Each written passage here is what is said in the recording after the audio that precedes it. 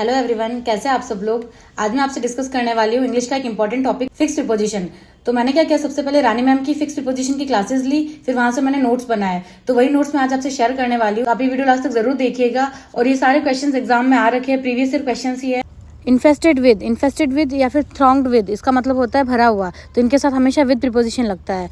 Next आता है adapt to या फिर रिजाइन टू, इनके साथ भी टू प्रीपोजिशन लगता है। अडाप्ट टू का मतलब होता है अनुकूल बनाना, रिजाइन टू यानी इस्तीफा देना। नेक्स्ट आता है रिवेंज अगर वर्ब के फॉर्म में हो तो इसके साथ ऑन लगता है, और एवेंज के साथ भी ऑन लगता है, इसका मतलब होता है बदला लेना। नेक्स्ट आता है रिवेंज अगर नाउन के फॉर्म में हो तो इसके साथ फ्रॉम प्रीपोजिशन लगेगा। डिप्राइव के साथ ऑफ लगता है, लैक ऑफ, डिराइव्ड ऑफ, इन सब के साथ ऑफ प्रीपोजिशन लगेगा। नेक्स्ट आता है कंपेंसेट का मतलब होता है भरपाई करना, इसके साथ फोर प्रीपोजिशन लगेगा। नेक्स्ट आता है रिप्लेट विद यानी भरा हुआ, और डिप्लेट यानी खाली। फाइंड फॉल्ट विद यानी किसी में गलती निकालना। नेक्स्ट आता है एडवाइज ऑन और सजेशन ऑन, व्यूज ऑन, इन सब के साथ ऑन प्रीपोजिशन लगता है। नेक्स्ट आता है अपोजिशन टू यानी विरोधी होना। नेक्स्ट आता है सेट ऑन या फिर अपॉन, सेट के साथ ऑन या फिर अपॉन लगता है, इसका मतलब होता है अटैक करना, किसी के ऊपर आक्रमण करना। नेक्स्ट आता है सेट ऑफ का मतलब होता है बिगिन, शुरुआत करना। लेकिन सेट ऑफ का मतलब क्या होगा, किसी जर्नी की शुरुआत करना। वही अगर सेट अबाउट आए तो इसका मतलब होगा किसी वर्क, किसी कार्य की शुरुआत करना।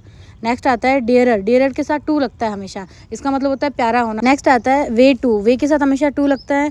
फिर आता है राइट अपॉन, राइट के साथ अपॉन प्रीपोजिशन लगेगा। और कमेंस ऑन मंडे और कमेंस फ्रॉम नेक्स्ट वीक, अगर कोई डे की बात हो तो हम ऑन प्रीपोजिशन लगाएंगे कमेंस के साथ। कमेंस का मतलब होता है शुरुआत करना। वही अगर वीक की बात हो तो हम फ्रॉम प्रीपोजिशन लगाएंगे। नेक्स्ट आता है स्टार्ट के साथ फोर लगता है, इसका मतलब होता है शुरुआत करना। और देखिए नेक्स्ट आता है हमारा sail on the river, sail के साथ ऑन लगेगा, ना कि इन। हमें लगता है कि सेल इन द रिवर होगा, लेकिन नहीं, सेल ऑन द रिवर होगा। नेक्स्ट आता है रूल के साथ ओवर प्रीपोजिशन लगता है। फिर आता है अफेक्शन का मतलब होता है लगाव, अफेक्शन के साथ फोर लगता है। इंक्लिनेशन, इसके साथ भी फोर प्रीपोजिशन लगेगा। Fondness for, liking for, passion for, इन सब का मतलब होता है लगाव, इन सब के साथ फोर प्रीपोजिशन लगता है। नेक्स्ट आता है फॉन्ड ऑफ, अब देखिए फॉन्डनेस हो तो फॉर लगेगा, और वही फॉन्ड हो तो ऑफ लगेगा। नेक्स्ट आता है एंडोड का मतलब होता है प्रदान करना कोई चीज़, तो एंडोड के साथ विद प्रीपोजिशन लगता है। वही गिफ्टेड के साथ भी विद प्रीपोजिशन लगेगा। नेक्स्ट आता है committed to, faithful to, dedicated to, dutiful to, इन सब के साथ टू प्रीपोजिशन लगेगा। नेक्स्ट आता है fell into the ditch, recover from और रिलीफ फ्रॉम, इन दोनों के साथ फ्रॉम प्रीपोजिशन लगेगा, और इनका मतलब क्या होता है, किसी चीज़ से राहत मिलना। नेक्स्ट आता है कॉन्ग्रेचुलेट के साथ ऑन प्रीपोजिशन लगता है। वही कॉम्प्लीमेंट के साथ भी ऑन लगता है। यहाँ पे इसका मतलब क्या होगा, तारीफ करना। अब देखिए कॉम्प्लीमेंट की स्पेलिंग देखिए, COMPLIMENT, यहाँ पे क्या है, एल के बाद आई लगा है। वही अगर हम एंगल की बात करें, पूरक कोण की, तो उसमें हमेशा क्या होगा, एल के बाद ई लगेगा, ना कि आई। कॉम्प्लीमेंट COMPLEMENT, और इसके साथ हमेशा टू प्रीपोजिशन लगेगा। अगर तारीफ करने के रूप में आए तो ऑन लगाएंगे, और वही पूरक के रूप में आए तो हम टू लगाएंगे। केटर का मतलब होता है पूर्ति करना, इसके साथ टू प्रीपोजिशन लगेगा। वही अगर फुलफिल होता है तो हम टू नहीं लगाते हैं। नेक्स्ट आता है ब्रिंग अप का मतलब होता है पालन पोषण करना। ब्रिंग ओवर, इसका मतलब होता है राजी करना, परसुएड। नेक्स्ट है ब्रिंग ऑन का मतलब होता है कोई घटना घटित होना। नेक्स्ट आता है ब्रिंग डाउन या फिर कट डाउन, इसका मतलब होता है कम करना।